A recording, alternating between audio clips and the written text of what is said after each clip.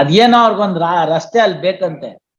ನಮ್ಮ ಯೋಧರು ಅಂತ ಸಿಯಾಚಿನ್ ಪ್ರದೇಶದಲ್ಲಿ ನಾವು ಊಹೆನೇ ಮಾಡ್ಕೊಳಕ್ ಆಗದೆ ಇರುವಂತ ಸಂದರ್ಭಗಳಲ್ಲಿ ನಮ್ಮ ದೇಶ ಕಾಯ್ತಿದ್ದಾರೆ. ಅವರ ಪರವಾಗಿ ನಮ್ಮ ಎಂಪತಿ, ಸಿಂಪತಿ, ಗೌರವ ಎಲ್ಲ ಇದೆ, ಎಲ್ಲ ಇದೆ. ಅದರಲ್ಲೇನು ಎರಡು ಮಾತಿಲ್ಲ. If anybody were to call upon to stand in the queue to show the respect to the military, I will be the first. Yes.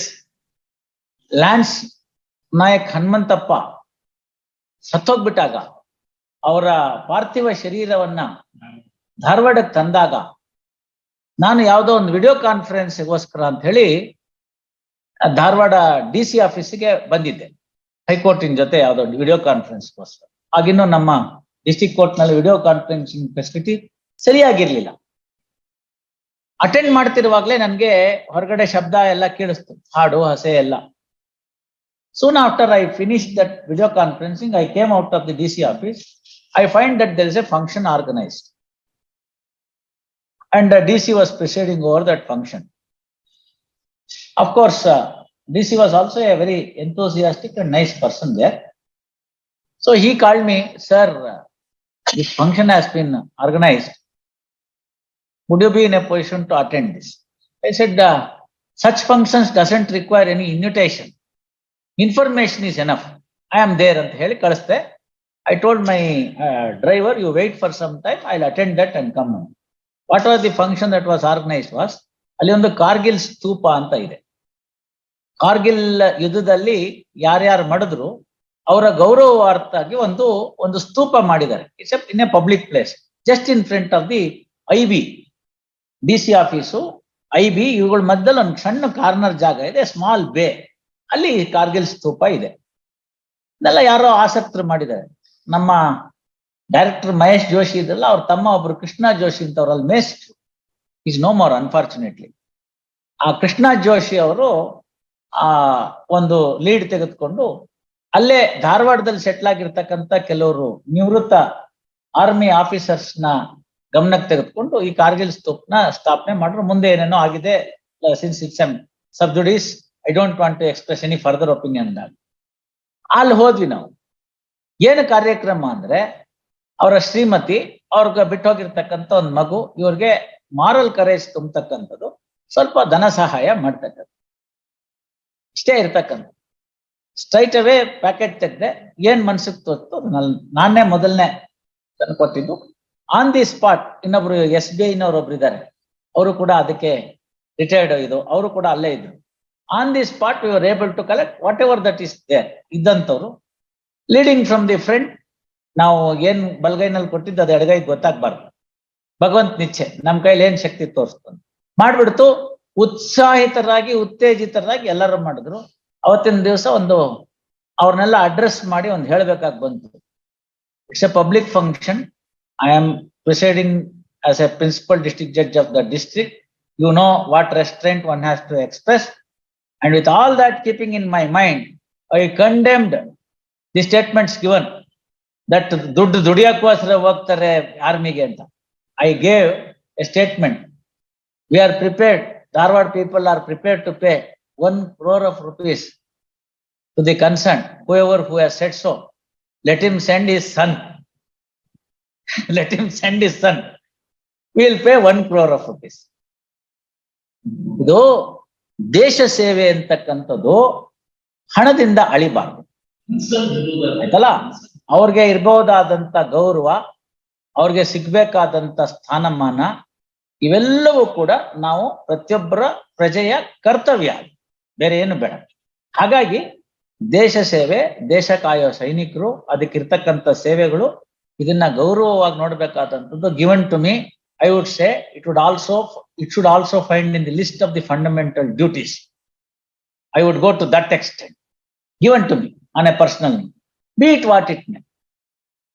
ಅಷ್ಟು ಗೌರವ ಇರ್ತಕ್ಕಂಥ ಸಂಸ್ಥೆಗಳಿಗೆ ನಾವು ಆಗ ಕೊಟ್ಟಿದ್ವಿ.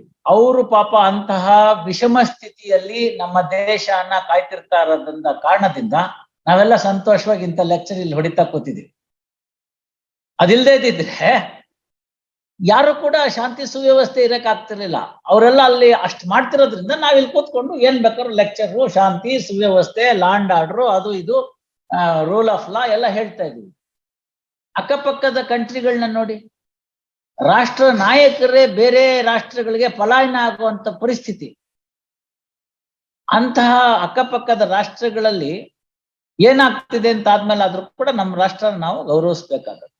This is one aspect, absolutely no iota of doubt.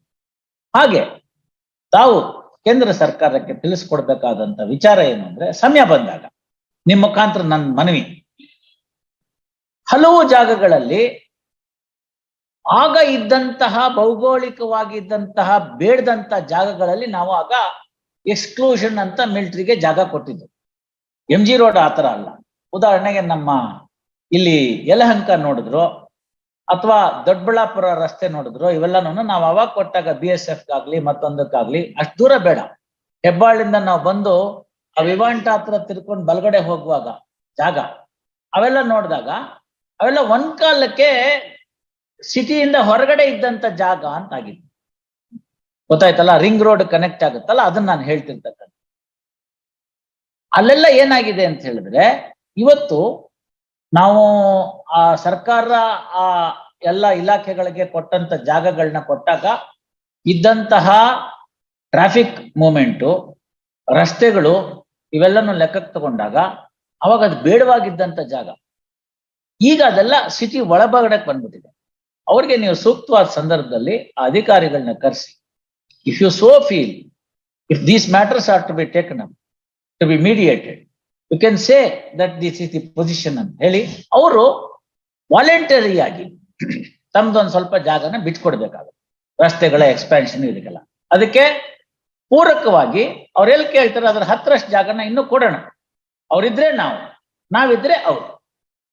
ತಾವು ನೋಡಿರ್ಬೋದು, ಓಕ್ಲಿಪುರದಿಂದ ಆ ಕಡೆಗೆ ಹೋಗುವಾಗ ರೈಲ್ವೆ ಜಾಗ ಅವರು ಕೇಸ್ ಹಾಕೊಂಡು ಕೂತಿದ್ದಾರೆ. Where is the model litigant when we want to expand the road. ಅದಕ್ಕೆ ಕಾರ್ಪೊರೇಷನ್ ಅವರು ಅಲ್ಲಿ ತನಕ ಅದು ತಗೊಂಬಂದು ನಿಲ್ಸಿದ್ದಾರೆ, ಹೊಡೆದಾಕ್ಬಿಟ್ಟು. ಈ ಪ್ರಾಜೆಕ್ಟ್ ಬರ್ತಿದೆ ಅಂತ ಗೊತ್ತಾದ್ಮೇಲೆ ಹೊಸದಾಗಿ ಬಿಲ್ಡಿಂಗ್ ಕಟ್ಟಿದ್ದಾರೆ. ಇದೆಲ್ಲ ಏನಿದು?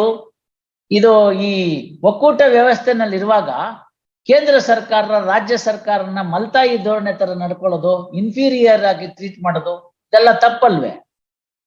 ತಾವು ನೋಡಿ ಒಂದ್ಸರ್ತಿ ಅಲ್ಲಿ ಹೋದಾಗ, ನೀವು ಇವತ್ತು ಹೋಗುವಾಗ ಮನೆಗೆ ಹೋಗುವಾಗ ನೋಡಿ, ಆ ಓಕ್ಲಿಪುರ ದಾಟ್ತೀವ ನಾವು, ಅಲ್ಲಿ 6 ಲೈನ್ ಮಾಡ್ಬೇಕು ಅಂತ ನಾವು ಮಾಡಿದೀವ, 2 ಲೈನಲ್ಲಿ ಈಗ್ಲೂ ಓಡಾಡ್ತಾ ಇದೀವ.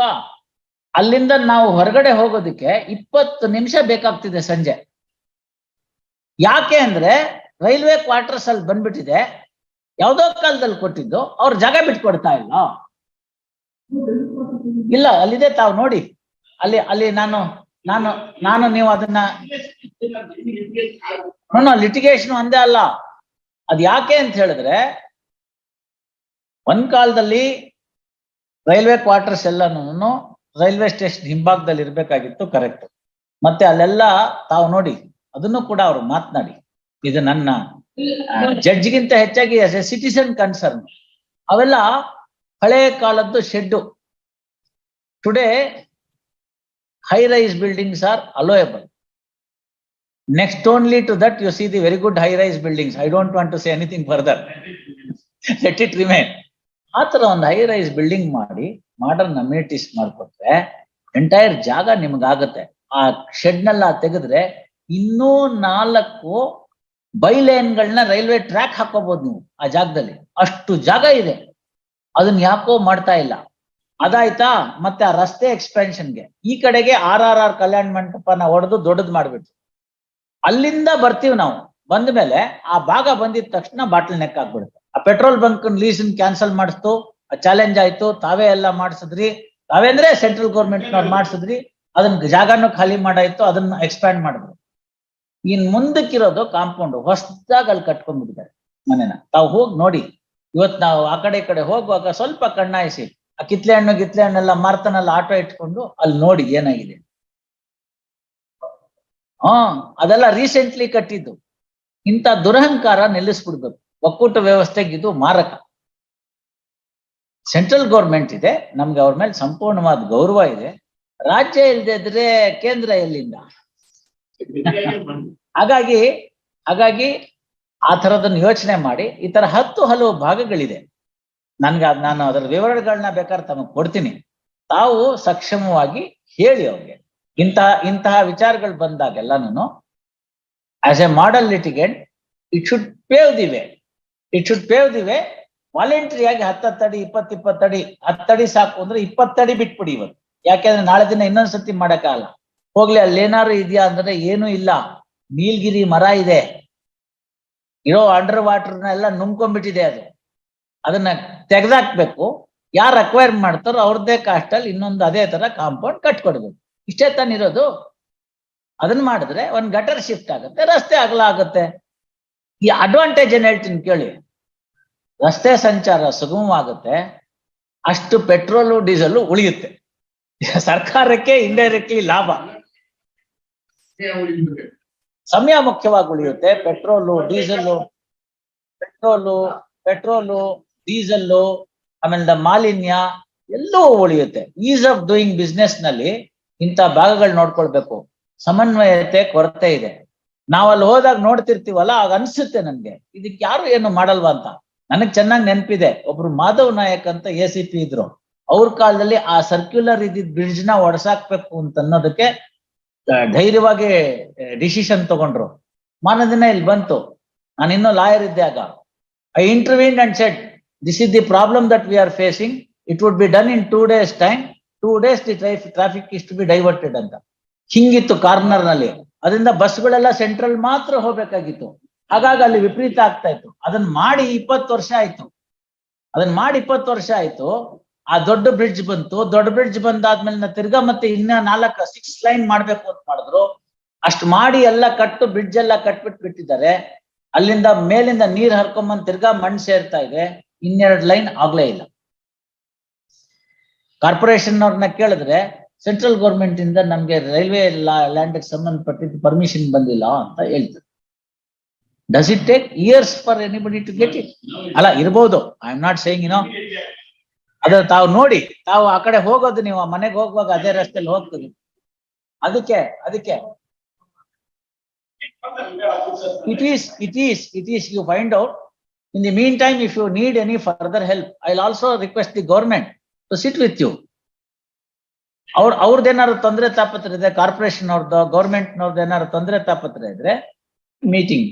Sir, we are in a situation today where the technology is at command. Nobody need to get out from their seat and then the meeting can be over. Very simple. ಅಂತ ಸಂದರ್ಭದಲ್ಲಿ ಯಾಕೆಂದ್ರೆ ಅದನ್ನ ತಾವು ಮಾಡಿದ್ರೆ, ನಾನು ಹೇಳಿದ್ರೆ ಇವತ್ತಿನ 5-7 ನಿಮಿಷ ಈ ಪ್ರಕರಣ ಕಲ್ದಲ್ನೇ ಇದ್ರು ನಾನು ಸ್ಪೆಂಡ್ ಮಾಡಿದ್ದು ಸಾರ್ಥಕವಾಗುತ್ತೆ. ಅದಕ್ಕೋಸ್ಕರ ತಾವು ಮಾಡಿ ಎಲ್ಲದಕ್ಕಿಂತ ಹೆಚ್ಚಾಗಿ ಜನಗಳು ತಮ್ಮನ್ನ ಬಹಳ ಕೊಂಡಾಡ್ತಾರೆ.